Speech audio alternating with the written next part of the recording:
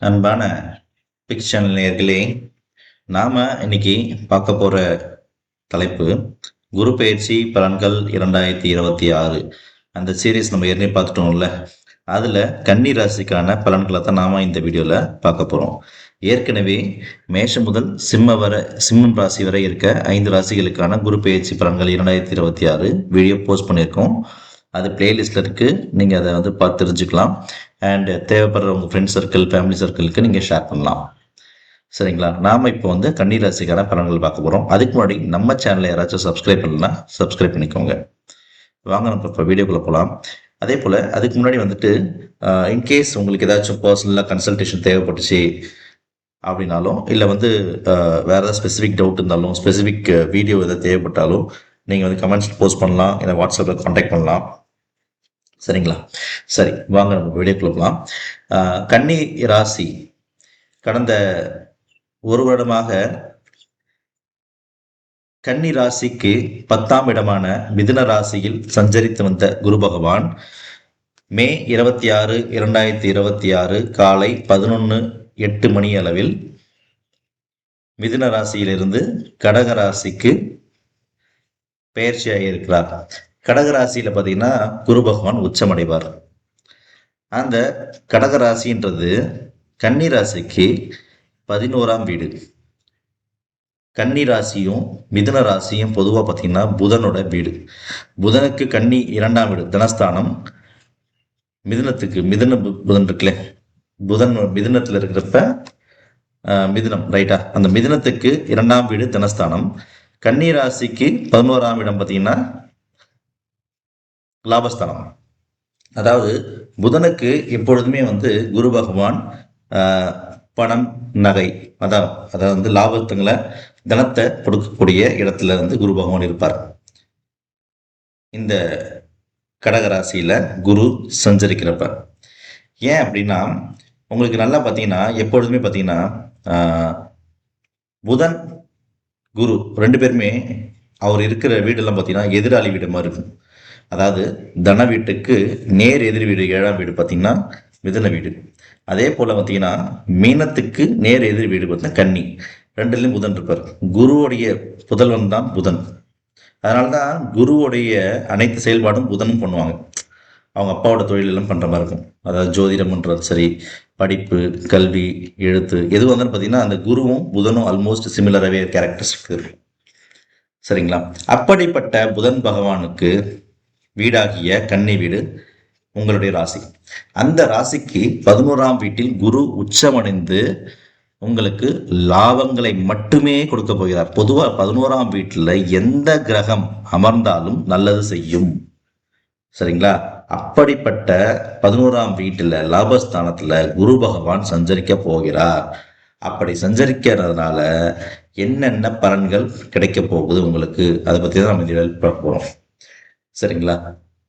11ஆம் வீட்டுல உச்சமடைய போற குரு பகவான் உங்க வீட்டுக்கு 4க்கும் 7க்கும் அதிபதி. அதாவது 4க்கும் 7க்கும் அதிபதினாலே அது கேந்திரம் ரைட்டா. அந்த கேந்திர அதிபதி உங்களுடைய 11ஆம் வீட்டில் உச்சமடைய போகிறார். சரிங்களா? 4ஆம் வீடுன்றது என்னது? வீடு, வண்டி, வாகனம், தாய், ஆரோக்கியம், சுகஸ்தானம், இது எல்லாமே 4ஆம் வீடு. சரிங்களா? அதே போல 7ஆம் வீடுன்றது கலத்திரஸ்தானம். இந்த 2க்கும் அதிபதியான குரு பகவான் 11ல அமர்ந்து கொண்டு உங்கள் வீட்டிற்கு 3, 5, 7 இந்த 3 வீட்டை பார்க்க போறாரு. சரிங்களா? 3, 5, 7 இந்த 3 இடமே புனிதமடைய போகுது. அதனால கன்னி ராசியை சார்ந்த அனைத்து நபர்களுக்கும் அவங்களுடைய தசாபுக்திக்கு ஏற்ப, அவங்களுடைய வயதிற்கு ஏற்ப அவங்களுக்கு எந்த விதமான நன்மைகள் நடக்க போகுதுன்றது தான் நம்ம வீட்டில் பார்க்க போறோம். சரிங்களா? முதல்ல 3ஆம் வீடை குரு பார்ப்பதனால் ஏற்பட போகும் கன்னி ராசிகளுக்கு என்ன மாதிரி நல்ல பலன்கள் ஏற்பட போகுதுன்றது பார்ப்போம்.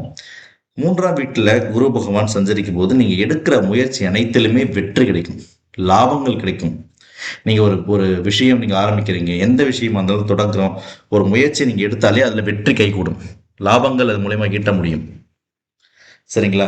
குறிப்பா பார்த்தீங்கன்னா உங்களுடைய இளைய சகோதரம், அதாவது தங்கை, தம்பி, அதே போல மாமனார், இவங்க மூலியமாக மிகப்பெரிய லாபத்தை கிடைக்கலாம், லாபத்தை ஈட்டலாம். அவங்க மூலியமா உங்களுக்கு ஆதாயம் கிட்டும். ஓகேங்களா? அதே போல ஒரு சில கன்னி ராசிகளுக்கு பார்த்தீங்கன்னா, சித்தப்பா வழி மூத்த சகோதரர்கள் மூலமா, அண்ணன், அக்கா அவர்கள் மூலியமா பார்த்தீங்கன்னா வந்து அ இடைஞ்சல்கள், சில சிக்கல்கள், சில பிரச்சனைகள் ஏற்படும்.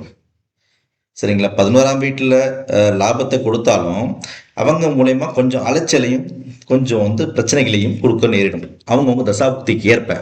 அந்த குறிப்பிட்ட தசாபுக்தி அதாவது வந்து அவங்களுடைய அ லக்னத்துக்கு 11ஆம் அதிபதியோட தசை நடக்குது அப்படின்னாலும், சனியோட தசை நடக்குதுனாலும், கண்டிப்பாக அவங்களுக்கு இந்த மாரி சிக்கல்கள் வரும்.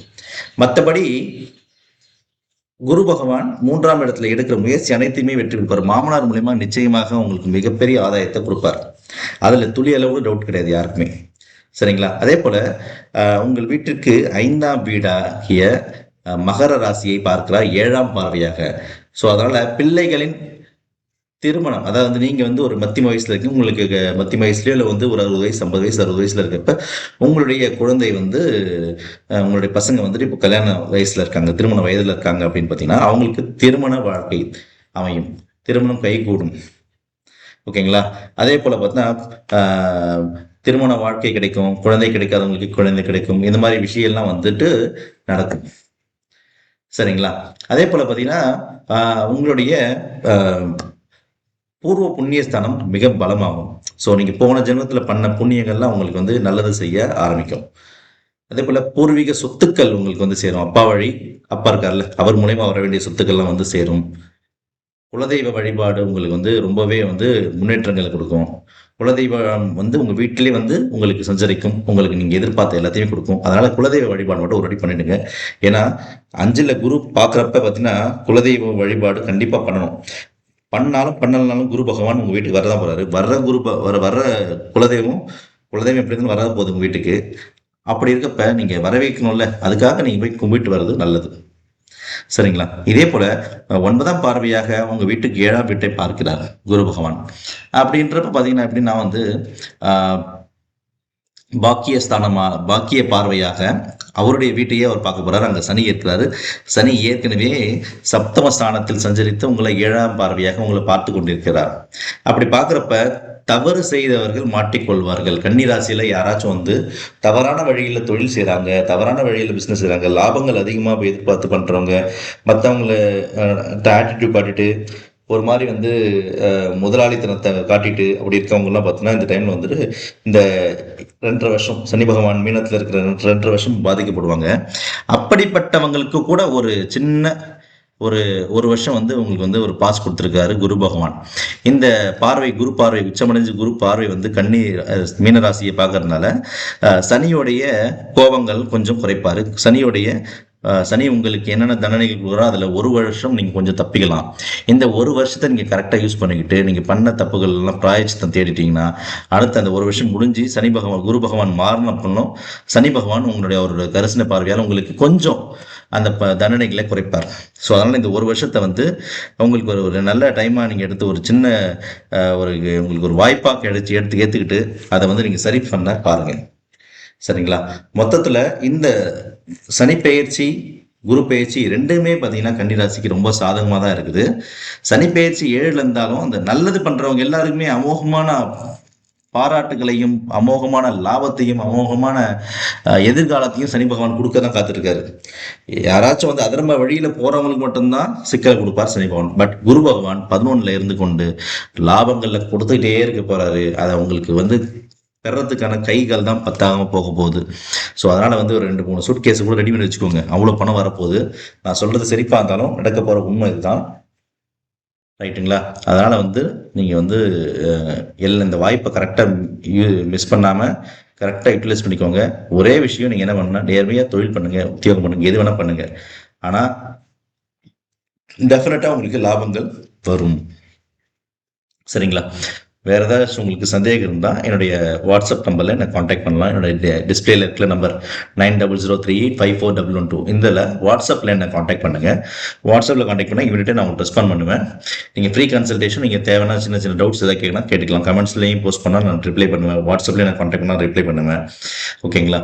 இன்கேஸ் பர்சனல் கன்சல்டேஷன் வேணும், உங்களுக்கு டீட்டெயில்டாக தசா புக்தி இதெல்லாம் பார்த்துட்டு ஸ்பெசிஃபிக்காக உங்கள் ஜாதகத்துக்கு ஏற்ப பலன்கள், எந்த தொழில் பண்ணணும், எந்த பிஸ்னஸ் பண்ணணும், திருமணம் பண்ண போகிறீங்கன்னா எந்த மாதிரி ஜாதக அமைப்பு இருக்க வரணும் அப்படின்றதெல்லாம் பார்க்கணும். எனக்கு பர்சனலாக கன்சல்ட் பண்ணுங்கள். ஓகேங்களா? இன்கேஸ் திருமணம் ஆக போகிற ஏஜில் யாராவது இருந்தாங்கன்னா அவங்களுக்கு லைஃப் டைம் பேக் மாதிரி மேரேஜ் ஆகிற வரையும் வரன் எல்லாத்தையும் பொருத்தம் பார்த்து சொல்லணும் அப்படின்னா நீங்கள் என்னை கன்சல்ட் பண்ணலாம். நான் சொல்கிற அந்த பர்டிகுலர் வரனை மட்டும் நீங்கள் காண்டாக்ட் பண்ணிங்கன்னா அவங்க டெஃபினட்டாக ரிப்ளை பண்ணுவாங்க. மற்றபடி நீங்கள் 10 பொருத்தம் இருந்தாலும் ரிப்ளை பண்ண மாட்டாங்க. சரிங்களா? அது மாதிரி தேவைப்படுறப்ப நீங்கள் என்ன காண்டாக்ட் பண்ணலாம். சரிங்களா? உங்களுக்கு வேறு ஏதாவது சந்தேகம் இருந்துச்சுன்னா காண்டாக்ட் பண்ணுங்கள். Thank you all.